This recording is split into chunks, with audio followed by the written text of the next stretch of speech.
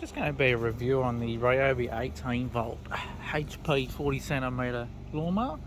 This is the top of the line 18V model. I wanted to go 18V basically because I already have 18V batteries to use on their power tools, and I don't believe in buying separate batteries just for one job.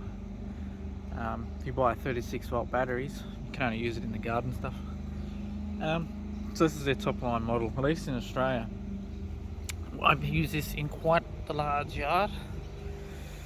That's not including the front.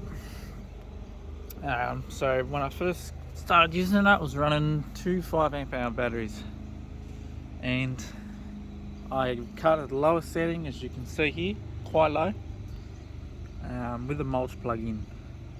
So that's going to be very hard on your mower, uses a lot of power. So I was first doing it on two 5Ah.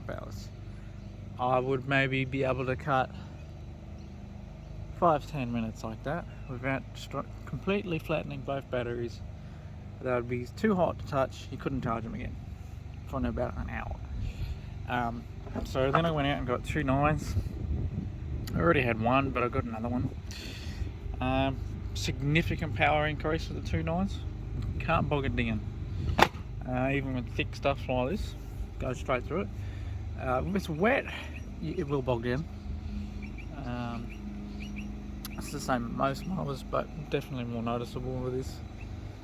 You got your indicator up front here, which when you got charged, goes green. When it's flat, it goes red, or if you stall it. It's not a bad idea indicator, I guess, but it's not that reliable.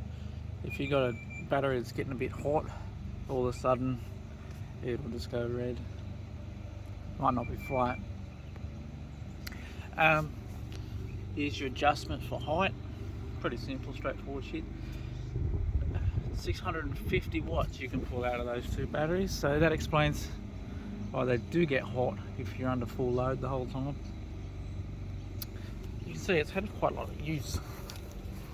Underneath, it's just your normal single blade. As you can see, I do cut through wet grass, and I don't clean underneath it, as you can see. But it works fine. Obviously it's going to use more power if you don't clean underneath, because you're scraping along the mud and everything else underneath. Nice and light. It's all plastic, but most of the electric ones are. There's a few exceptions. I think Milwaukee make steel deck ones, so does Makita.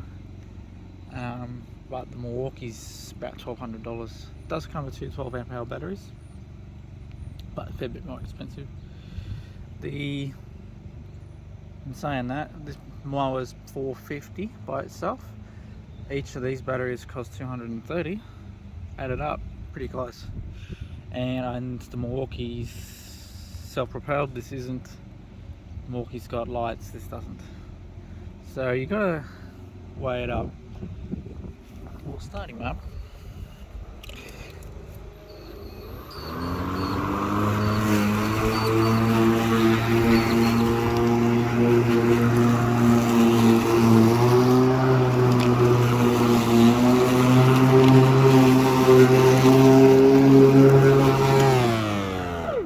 Don't know if you heard there, when I went to the thicker section, it's got an automatic boost basically. Typically in my yard it'll stay in that the whole time until it's flat, especially if it's been a couple of weeks since I've mowed, and then it will overheat the batteries and you can't charge them until they're cooled down. They don't get hot to the point where it cuts the power off to the mower, you just can't charge them. But yeah, would I recommend this mower? I would, especially if you already got batteries. If you don't, and you don't use Ryobi tools and you don't plan on doing it, maybe look somewhere else like Milwaukee. But other than that, I'm pretty happy with it, and we'll see how long it lasts.